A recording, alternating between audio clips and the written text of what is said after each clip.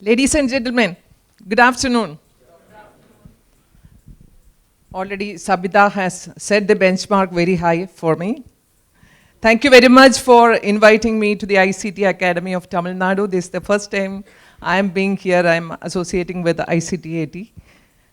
And it's my pleasure to come to Madurai after perhaps 30 or 35 years. I came here in my childhood. So it's a pleasure to come back to Madurai also and meet a lot of known faces. Some of you are personally known to me. Many of you I have talked to you over phone and they came to meet me, and some of the colleagues I already know. So it's always a pleasure to meet and greet people. And now I am given only 20 power-packed minutes, as Anbu said, so I have to be careful about what I'm going to say. And today, I will start with the theme gender, since my session is intended to cover that. When I talk about gender inclusion or gender diversity, I remember an incident which happened about 3 years back. One fine morning, I was walking into my office. I saw a young girl and her father at the front desk. From their conversation, I realized that she was a campus select, whom we had selected in the previous year, and I talked to them. She had received a joining letter from us. Obviously, it was the first batch joining from that particular year. And I knew that she was one of the outstanding students because we have a rank list and she is placed in the top 30. That is why she's being called to join in the first batch. And she was in a dilemma. Her marriage was scheduled to be conducted almost 20 days after she would join. And she wanted to check. She wanted some leave. And I said, while in training, it will be very difficult to get leave.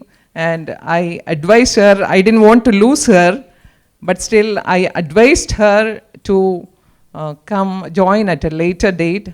I said, I am ready to defer your joining date. You can join in a later batch once you settle down. So she said, no ma'am, I want to join. I just need 3 days leave. Just imagine, we have such aspiring candidates. And I actually felt like saluting her for her determination. I again told her it will be slightly difficult for you. And the guy who was to marry her, he was working in the Gulf. And you would be getting only very few days together. And she said, both of them, they were looking at each other. I said, you go, you discuss with everyone, and you take a decision. And later I inquired whether this girl joined, and she had joined. And we have people like that. See, just 1 month back, the same girl, Nimisha, walked into my room again. I had forgotten her face, but I remembered her. I remembered her name. She said, ma'am, I was working here for 3 years. I said, oh, you didn't go to Gulf? Your husband is still in Gulf? She said, he's in Dubai. He comes over once in a while. But I have been working because I was passionate and I really wanted to make a career. Now this is another critical situation. And I am happy that I came to you because you helped me to take a decision, even though I was not of much help, but I think she was touched by what I said. Because I am now I am on the verge of taking leave to join my husband for 2 months.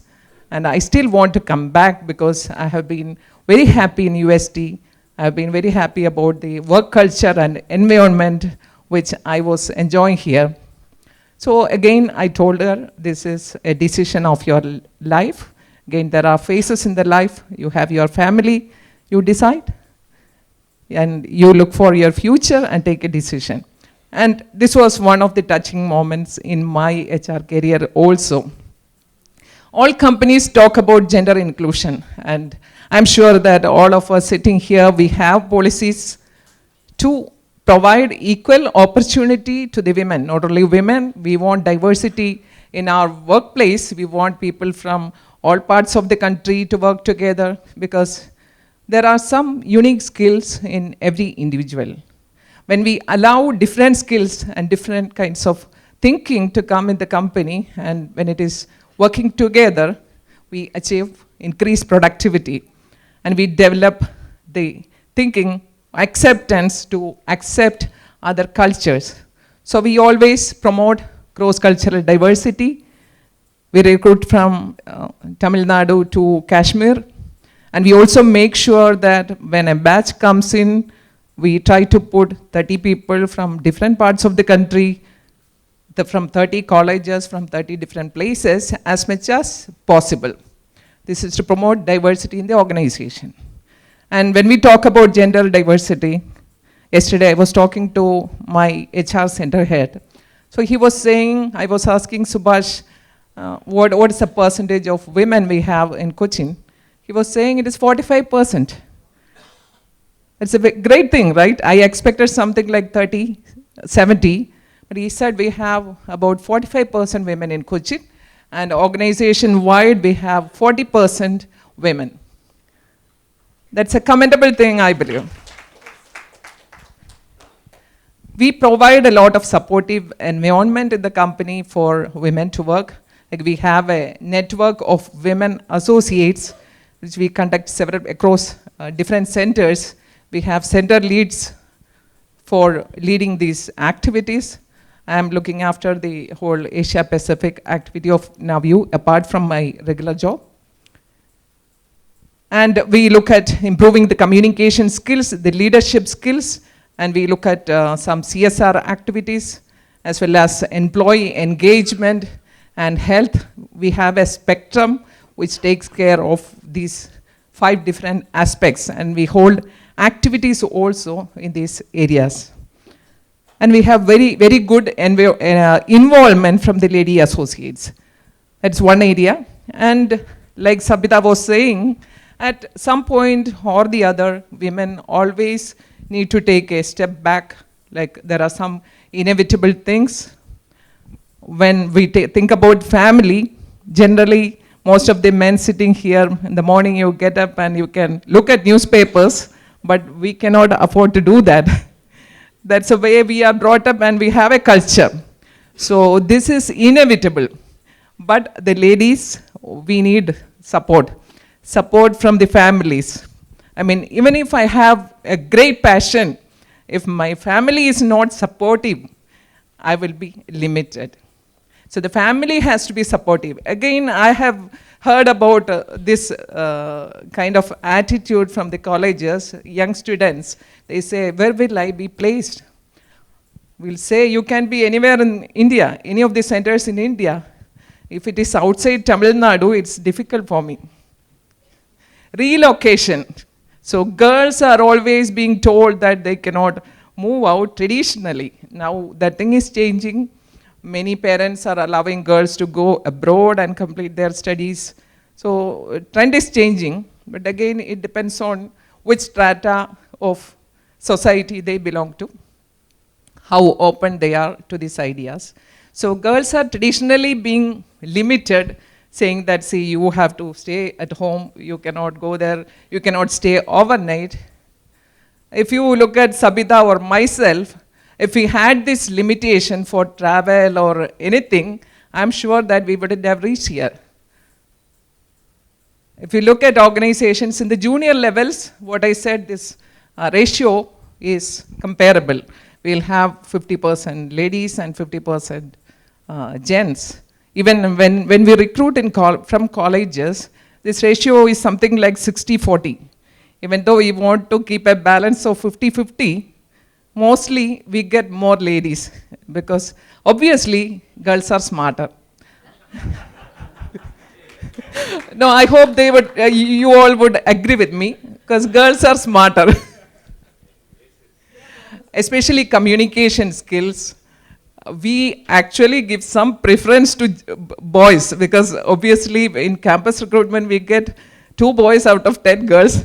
So we try to get something out of their mouth, okay, but still with boys, they're technically better. I would say they are technically better.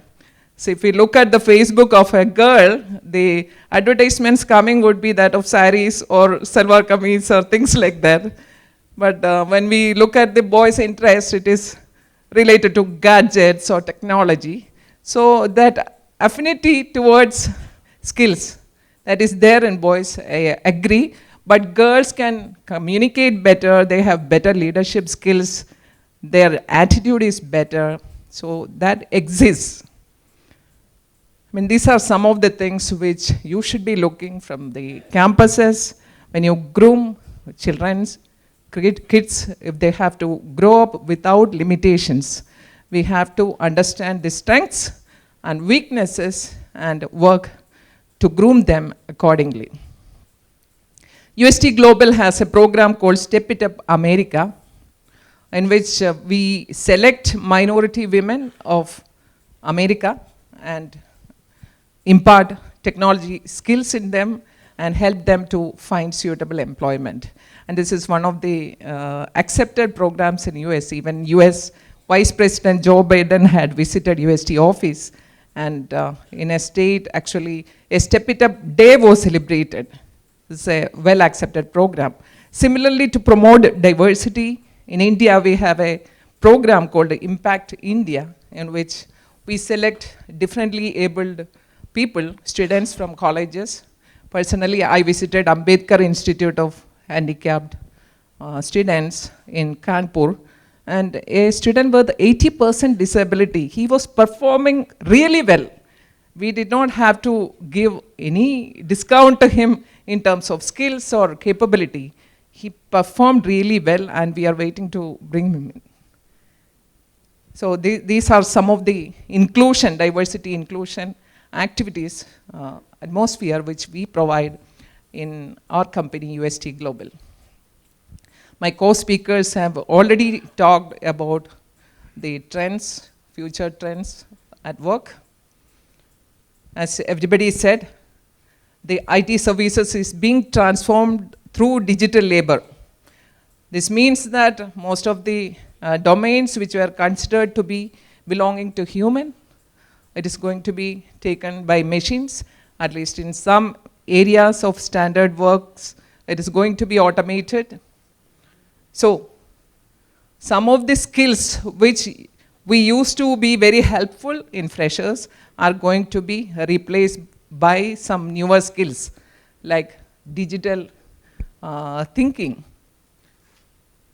Customers become the core of digital transformation, so we have to think about solving their problems, understanding the problems of the customers.